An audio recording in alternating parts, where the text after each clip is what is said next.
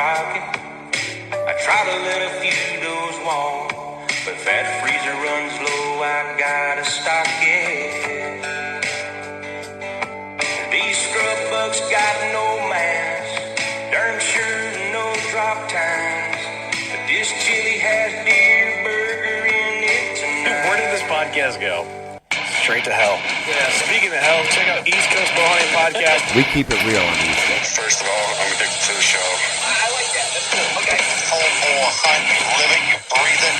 It's a whole different world. This East Coast has a little bit more of an edge and a grind to it. It's fantastic. You guys are fucking awesome.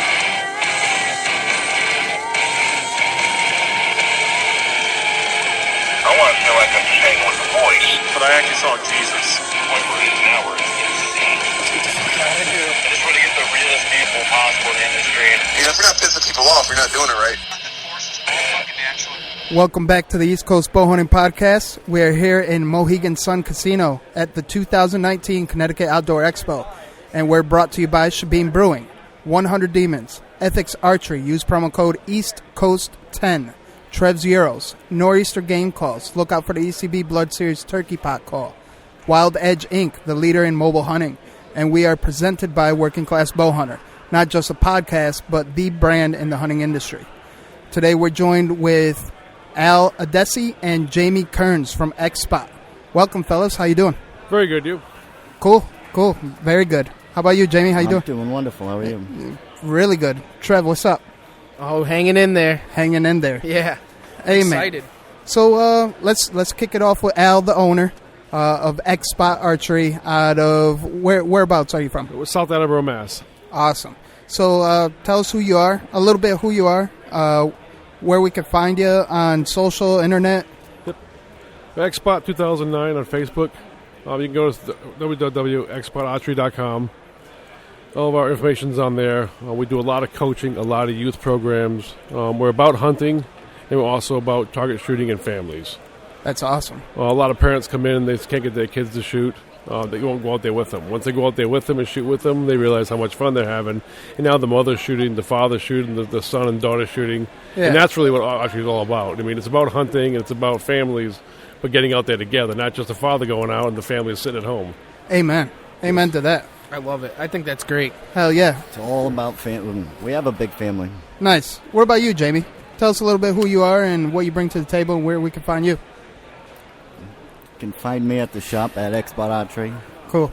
Facebook, you know. Nice. And you can go to JK Kearns. JK Kearns is JK Coaching. JK Coaching. Yeah. Nice. So you're on Facebook. You're the main coach on the premises? One of them. Awesome. Compound coach. But he does offer coaching class. He come to your range, teach you how to shoot, teach your family how to shoot, get a little more pointers, bow hunting tips, how to release, how to hold. Nice. So he does all of that as well, too. Z. Nice. That's awesome. That's great. So look him up on Facebook, JK Archery. Cool. Will do. So I'm looking at the XSpot Archery pamphlet, and it's really cool. You offer a lot. You want to dive into it a little bit? Sure. Well, we do everything. We actually, we're not a one-stop shop. We kind of believe in recurves, compounds, crossbows. A lot of shops believe in one thing, and if they like a crossbow, then they want everybody to shoot crossbow. I want everybody to shoot what they're comfortable with. If the husband wants to shoot a crossbow, the wife wants to shoot a compound, and the son or daughter wants to shoot a recurve, that's all fine. That's more we kind of get into. We do full lessons, a lot of birthday parties, a lot of coaching classes and everything else. That's so more to cool. just bring everything together. Yeah. That's so cool. I was really looking at that. It was pretty cool that you offer the birthday parties. It's, $15 a kid, minimum Yes. 10 kids. Yep. You do the whole birthday cake, the whole spiel. I actually had fun with the setup over there. You have the the blow-up archery range. That thing's Yeah. fun. We bring it out different shops, different places, and everything else, so they can try it. Hell yeah. And parents pick up a bow, and I haven't done it from camp. So 40 years later, they pick up a bow, and they go, why did I stop? And they get back into it again. Right. It's one thing, it's See that something that smile never on goes their away. face. Yeah. When you see a smile on their face, you're doing something right. Oh, That's yeah. it. Yeah. I have to agree on that for sure. That's awesome. So And that's probably why you coach. I like coaching the kids. Watching them climb that ladder and then that succeed, and just there's nothing better than it. It's funny how everything changes. Like, you shoot before, and you used to shoot for yourself. Right. And then after a while, you realize it's great to shoot for yourself, but more fun to get a kid that's never shot before hit a bullseye and watch the smile on their face. It's great. I love shooting bullseye myself. Yeah. But when I get a kid that's never hit one and hit one, that's all of it. And the kid parents taking pictures. That's what it's really all about. Hell yeah. I'm going to have to agree on that. And you know what? Especially with the numbers on the decline for conservationists, the way you guys are approaching this in the hunting industry is, and even in the archery world, you're definitely guys, you're hitting it on the mark. You need to grow with it. Yeah. And that starts with 5-year-olds to 18-year-olds. And it's so awesome that you guys approach it from the youth. So this way they grow, and you involve the family, too. Right. My wife, she does most of the young lessons. She was a daycare teacher, so she does well with the kids. But she'll do lessons young as 5 years old, where other shops tell them it's 10 to 12 years old that they can't shoot. Right. She gets me at 5 years old, then by 9, 10 years old, we got one kid. Slayers. She's 9 years old, shooting 280, 290 points out of 300. So she's she's beating the guys. And it's, at 9 years old, she's pulling it back 19 inches. It's amazing to watch her shoot, you know what I mean? Yeah. Yeah, I could see the passion that you have in it just talking with you, man. It's just really cool. I mean, that's going to be the target to bring the conservation numbers up, starting from the youth and also with women, too. We're definitely pro-women because they have the knack for the children. Yep. So it's really cool. The one question I had with earlier with Trez's wife back here, shout out to Michelle, on the birthday parties, I was wondering if you guys do adult parties, too. Yes, we do. We've done bachelor parties. We've really? done bar mitzvahs. You name it. We've done it with parties. That's awesome. That's awesome. So beer is allowed on the premises? No. For those? No. Not with the weapon in your hand. Right. That's smart. Got to be smart. Yeah. Usually they come to the shoot and then they go have a party afterwards. Yeah. No, that's cool, though. That's cool. You guys ever have any strippers come? Shoot No. the oh, okay. Yeah, you just mentioned the bachelor party. I got to ask. Be a bonus, but no, we don't. Be a bonus. That's really cool. So what, I mean, your setup is pretty impressive. I mean, you have a nice spot, a big, wide spot here at your location in the booth in the Connecticut Expo. Can you kind of show us or bring us in a virtual tour for our listeners on what you got to offer? Well, in our compound bows, we do PSE, Prime, Elite, Bear, and Bowtech. Elite. Whoop, whoop. Yeah. We're Team Elite. Yeah. Absolutely. Jamie shoots an Elite. I get the American flag. Hell yeah, Oh, Jamie. nice. The Echelon. Yeah, that's nice. That is nice. And then crossbows, then we have 10-point Wicked Ridge, Horton, Raven, and then Excalibur crossbows. Nice. And then we do a full level recurve. And we're one of the largest recurve shops in the area. We stock about 300 recurves at all times. Jeez Louise. Because a lot of people are not going to get into a compound bow because it might be expensive to start to see if they like it. True. But you don't True. mind buying the kid a $100 bow to see if he gets into it, and then later on he steps onto a crossbow or a compound. That's true. So it's a good place to get him to start. And it's funny because a lot of the hunters now are coming back to the recurve. Right. Because they go, I want to try something different. I want to get a recurve. I don't want sights. I just want to do it traditionally. Yeah. And a lot of guys eventually do come back, and they'll still shoot the compound, but they want to do the recurve as well. Exactly. Bring it back to the instincts. Yep, It's a lot of easier hunters. to transition, too. Yep. Yeah. You're shooting a recurve, then transitioning right to a compound, it's like butter. Oh, yeah. Natural. Like Yep. riding a bike. If anything, you're right on point. Absolutely. Your ankle points there, your hand position, everything. That's really cool. Well, it's funny because we start out with a recurve, you can actually are a better compound shooter to a point. Yeah. Because if you can pick up a compound bow with no sight on it, and a recurve guy can hit the target. Oh, no Take kidding. a compound bow guy who's used to a peep sight and the pin sight, he pulls up a recurve, he doesn't know how to aim it. Yeah, He's what? trying to That's look true. down the arrow and everything else. So a recurve guy who picks up a compound with no sight on nothing, hit the target without a problem. So it's funny how that works. All about feel. Yeah. Why don't you break it down for us? You're a coach. I mean, when you approach, especially with the youth, how do you do a play-by-play, so to speak? Break it down how you approach the kid and how you let them grow and then within their progression, the steps you take. It's teaching the kid the basics, the fundamentals first, the feet. Eye dominancy. Yeah, first. I'm checking eye dominance first. Oh, 'Cause okay. We get a lot of that. People buy stuff online, they come in, and it's not correct for them. And They might be right-handed, but they could be left-eye They could be dominant. We left get eye that a dominant. lot. Right. So they do everything right-handed, but now they're trying to close the wrong eye. They're bringing their head over trying to see. You know so what? Then we pick it up and we it's- find out the left-eye dominant. that's a Right. big factor with compounds. Recurves can kind of work with it a little bit, but Okay. then you're defeating your purpose. All right. Can you elaborate a little bit more on that? Because that's actually a good point Eye with dominance. the eye dominance. So if you're left eye dominant, you're going to close one eye. recurve, you're going to keep both eyes open. That's where the compromise comes in. Okay. But with the compound, if you're left eye dominant, you should be shooting left-handed due to the point that you're going to close your right eye and get a better field of view through your left eye, which is the strongest eye. Right. And it leads the arrow to where you want to go. So if you're shooting right-handed, both eyes open, left eye dominant, your arrow's going to keep favoring the left side. So turning it around and finding out at an early age, it's much easier to transition a kid doing something that he's not used to doing, left-handed. And it's also something that's not set in stone. We have kids in our program that are left-handed, that as they get older, their other eye will dominate better. So one eye will go stronger, so now their right eye dominant, or they shoot right-handed, they come in, now they can't see anymore, it's fuzzy. Put a left-handed bow in it, back in the bullseye. So the eye will get stronger, and then they have to switch. Yeah. And that's what you're going to be aware of, seeing the kids not using the dominant eye. Yeah, a lot of shops don't check eye dominance. Yeah, that's crazy. And that's actually a really good point that you bring up, because I bet you a lot of hunters out there that are not even aware. I sell bows to guys that are left eye dominant right handed. They go, I've been shooting right hand all my life. I'm not changing. I'll make it work. Because they're just comfortable. But it is hard to switch, because now you got to. Yeah, they got a 32-inch tire size target, you know? Yeah, I hear that. That's awesome. So let's dive into some hunting stories. Al, what do you got? You a hunter yourself? I do a little bit, yeah. Unfortunately, I'm at the shop a lot, so I don't get out anywhere near I like to. But yeah, working class, so to speak. Yep. The best thing is just like going out hunting with my friends. We get out there, we'll pick different spots, and we'll try to get somewhat close.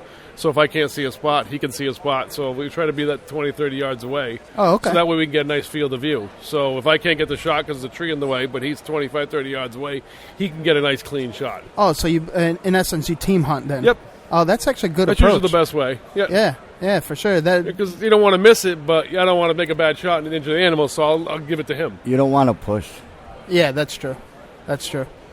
And what about you for hunting stories? You got any good ones in the mix? No, not lately. No, not lately. Tough no, year it's this been past bad. Year? Yeah. Tough season this year? I didn't go out once this year. Really? Man. Working too much. Damn. Well, it's tough. I busy. mean, like our hunting season. Yeah, I'm not leaving the Massachusetts shop. is different, Right. right? You know, I got other friends that have shops, and they'll leave for the day. Oh, I want to hunt for the day. The customer goes there. They're never going back there again because they're mad. Right. So during hunt season, we're there. We try to get out as much as we can, but usually the weather's bad or something's against it the day I actually get a chance to get out there. But yeah, Well, because we do get out there. the busiest time for you is hunting season. So how are you Right. going to be in the woods? You're out hunting and you have a problem with your bow, I have to be at my shop. Right, That's yeah. it. There's no question. I mean, Yeah, nothing can sit around. No. Get them in the door and out as fast as possible. That makes sense. That makes sense. I never looked at it that perspective. So, I mean, you guys are out there doing the sacrifice, not being in the woods, right. but being there for every hunter out there. Well, every time that you comes to your guys spot. come in and tell me you shot a nice deer and you show a picture of your 10-point buck or your 4-point buck, whatever you got, that's how I do it. I mean, I do get out there and go hunting as well, but if I didn't get out there today and you showed me a great picture, I'm out there with you. Oh, that's how it's about. You That's live awesome. vicarious through everybody. Exactly. That's awesome. Yeah, that's. If I could help you shoot better or change spin sight or help you with your coach, or Jaime goes out there and gives you a couple pointers, now you're a better group, now you get a deer, that's what it's about. That's really cool. That's awesome. That's really The cool. tree stand is my vacation. There you go. Yeah. Whether you shoot something He actually or goes not. out there and That's it. sleeps. Hey, You blame him? When there's nothing out there, it's beautiful. It is. yeah, it is. It's funny because we bring this up a lot. A lot of people pay for therapy, but little do they know they just need to get out into the woods, 2 hours listening to the watch birds. the squirrels run around Yeah. and birds. You can't beat that. watch the forest come to life. You know, I know it sounds a little corny, but actually watching the sunrise or sunset, depending Right. on when you're hunting, it's something to be said there. When they take a shot on that damn squirrel, that's bothering the hell out of you. Just do it. And you contemplate, well, it's just one arrow. I got 4 to 6 more. You know, It's only $40 I'm going to send into the Give to dirt. the broadhead and the Oh, yeah. arrow, of course. oh man. So what are the rules? The bow hunting rules or bow hunting season in Massachusetts? Massachusetts. It's a good question. Too right? short. Too when short. When does it start? The second week of October. Okay. Oh, so it is a little shorter. And then when does it end? End of the year, December 31st? Right before Christmas. Right Oh, before right Christmas. before Christmas. Oh, so that's a lot of pressure for a hunter. Yes, it's cut and down. you can't archery hunt during gun seasons.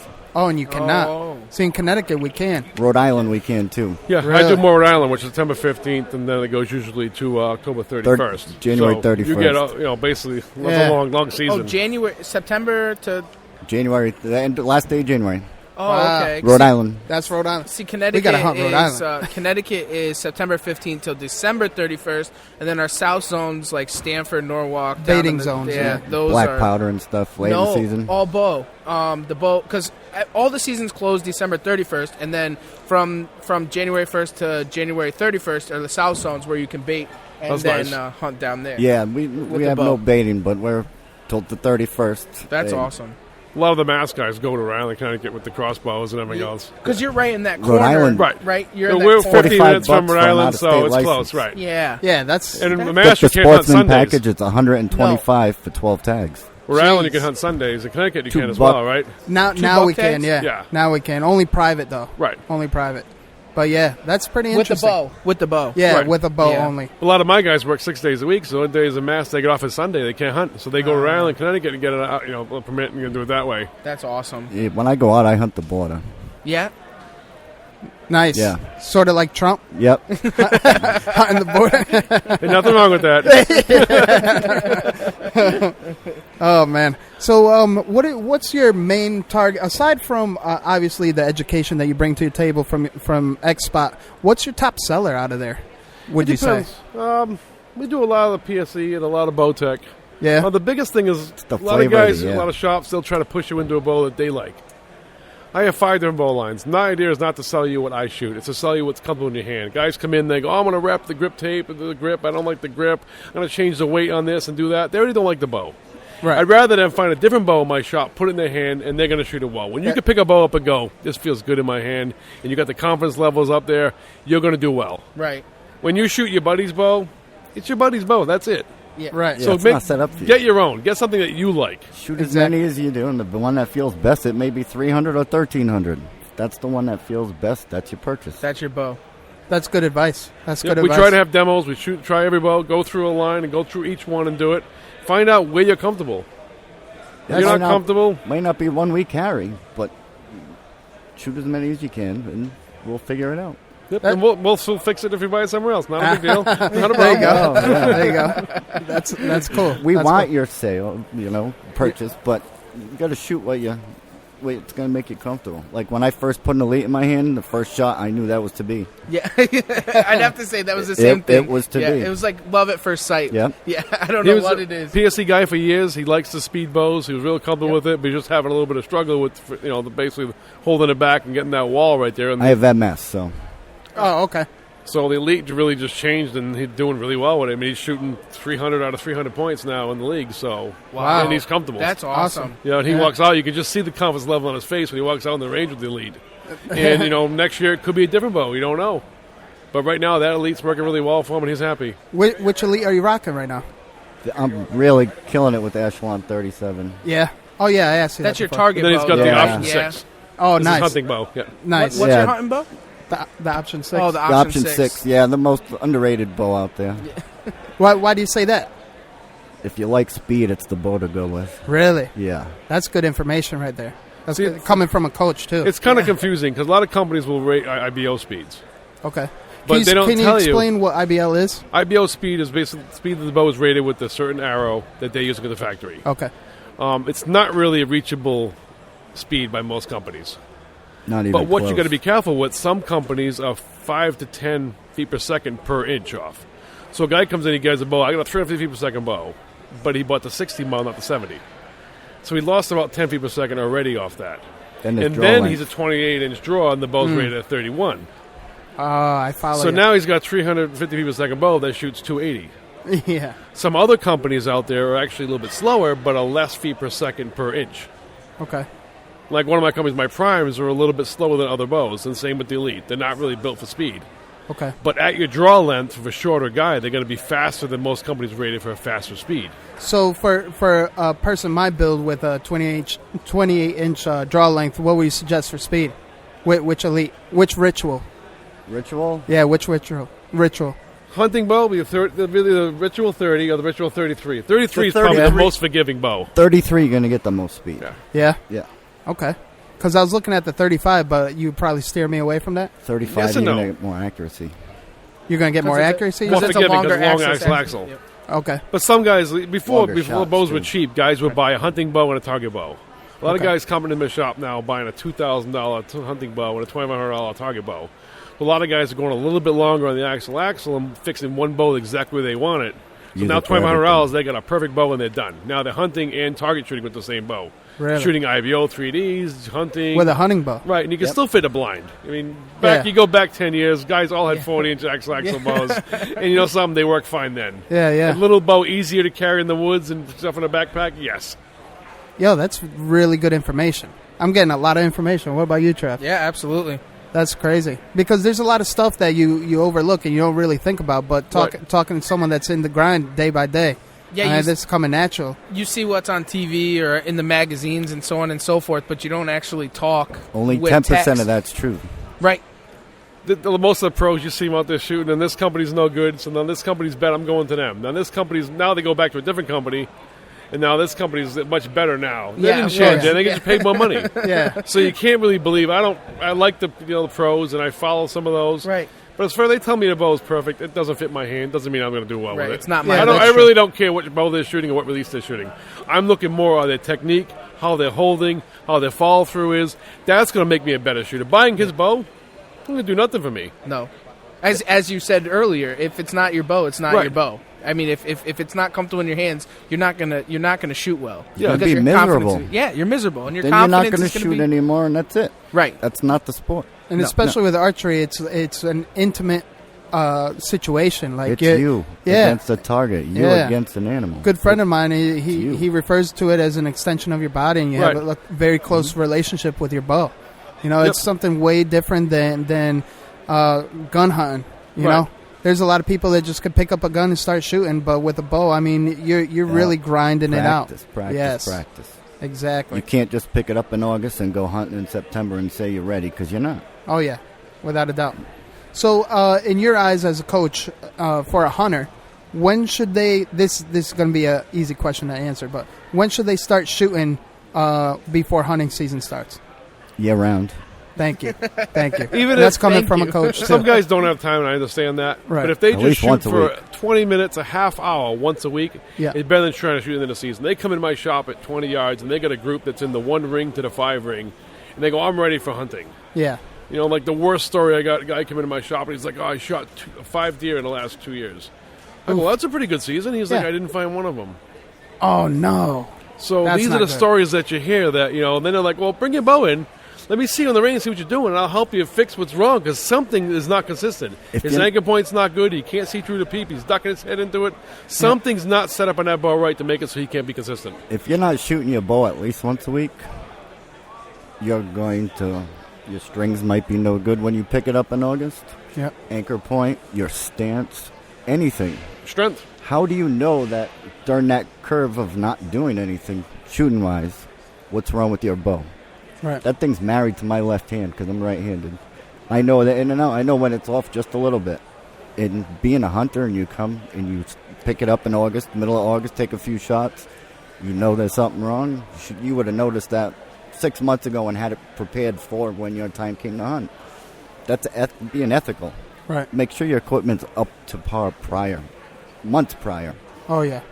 Yeah, I couldn't agree more. I can't agree more. That's why I wanted to ask. It seems like a simple question, but in all reality, like you said, Al, some people, they get a few shots in and they think they're ready to go. Right. In all reality, like that story you just said with the guy, he shot deer. five deer and That's didn't horrible. recover. Yeah, You don't find one, there's a problem. You shouldn't be hunting anymore. exactly. Give me You a need to get license back back. to the range and see where the problem is. That's actually And the really worst good. part about that is I could probably fix whatever he's doing wrong in about under a half hour. You know what?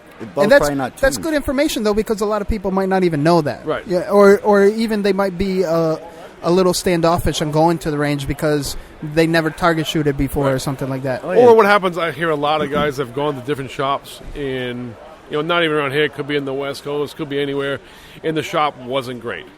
Yeah, they that's they go there, shoot a compound, and there's a recurve shop, or they're really vice versa. So they come in here, they have bad experience. They don't want to go back to a shop, so they're afraid to go ask for help. That's a absolutely. good point. That's a good point. And I mean, it's just amazing, again, to touch on how you guys take the approach of starting with the kids. This way, I mean, you get the blank page out of them. Right.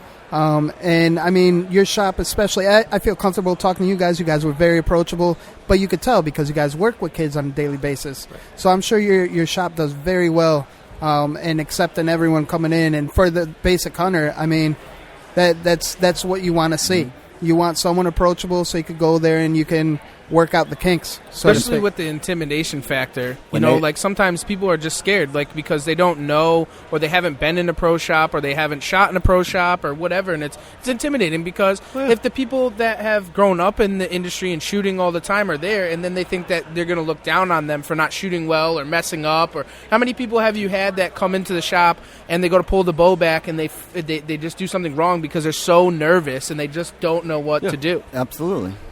And and you don't have to be. And it's when you walk into our shop, our customers that are there all the time jump in and to help. It's our family. You know, we're called the Orange Army. Yeah, nice. There's many Orange Army. The different Orange Army in the shop. Yeah, we got different guys at every shoot every weekend. So no matter where you go, you see those guys, and they'll go up and grab the element out of the pack and help somebody. That's really awesome. Cool. And that's what it's about. Now, we had a quick little recap. I let you guys know what we're about. We have a couple segments. That's the Ninja Tip of the Day. Anything positive or good advice that you could give to the outdoorsman? Al, let's start with you. Ninja Tip of the Day. Any good advice you could give to someone that wants to get involved to the outdoors or when they're out there hunting? Best thing to do is honestly find a nice local archery shop wherever you go. Most of my guys will be willing to help someone to go out in the woods, find how to track, how to put your cameras, looking for the wind. They're going to help you because they want you to get your deer, and they want it to be a clean shot. So the best thing to do is go to an outdoor 3D. There's ones going on every weekend. Look for that. Those guys are willing to help you. Most guys in the outdoors are great. And we really kind of have to band together because if we don't do that in 20 years, there won't be any deer hunting. That's right. Amen. That's a scary thought, but you're spot on with that. You guys are doing it right. Yep, the grandfathers, all the older gentlemen, they're stop hunting or they're too old to hunt. So the kids are not doing it now. The grandkids aren't really doing it because they're playing on the phone. Yep. If we don't get the kids to at least shoot a bow and arrow to go out in the woods or just have fun shooting, they're not going to be someone like that in 20, 30, 40 years from now. Or there won't be enough. Yeah. Yep. You know, hunter harassment's a big thing. I mean, people are getting mad. Oh, you got a deer, or now it's fishing. If you catch a fish, it's inhumane, supposedly. You know what I mean? So we got to stay together to keep it going. Absolutely. That's awesome. Jamie, what you got? Ninja tip of the day. If you want to be a successful hunter, do as many 3Ds as you can. Bring your rangefinder with you. Try to do it without the rangefinder. Rangefinder, take your second shot. It's the best practice for hunting. Looking at those lanes. If you're not looking for those lanes, in proper posture. No matter what you do, nice posture always gets you a better shot. That's solid advice. As far as like what he said with the range finding, when I'm not shooting, a lot of times I'll look across like 5 houses down and I'll try to pick the range. Oh, okay. And then I'll grab my rangefinder and then I'll check and see what the range is. So I keep my eye trained. I might not be out in the woods, but I can keep my eye trained to that telephone pole, that car 5 spots down, or whatever else. And I know, okay, look what's that in that street. Don't get 15 to your 40. Yeah. Right. But then you got the in-betweens. You can only mock so many trees and whatnot, but you need to know the in-betweens. I shoot single pin. If I don't know the in-betweens, I'm screwed. Yeah. Right. So you need to go out there and learn the in-betweens, the 23s, the 37s, the 44s, you know? That 1 yard, 3 feet makes a huge difference in arrow dive. Absolutely. Oh, yeah. An inch is a mile, especially in the archery. You know that, man. That's Absolutely. awesome. That's awesome.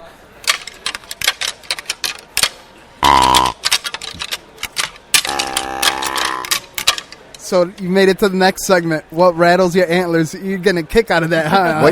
What you just did rattled my antlers. That's funny. It sounded like a dime. Yeah. Let's start with you, Jamie. What rattles your antlers in the hunting industry?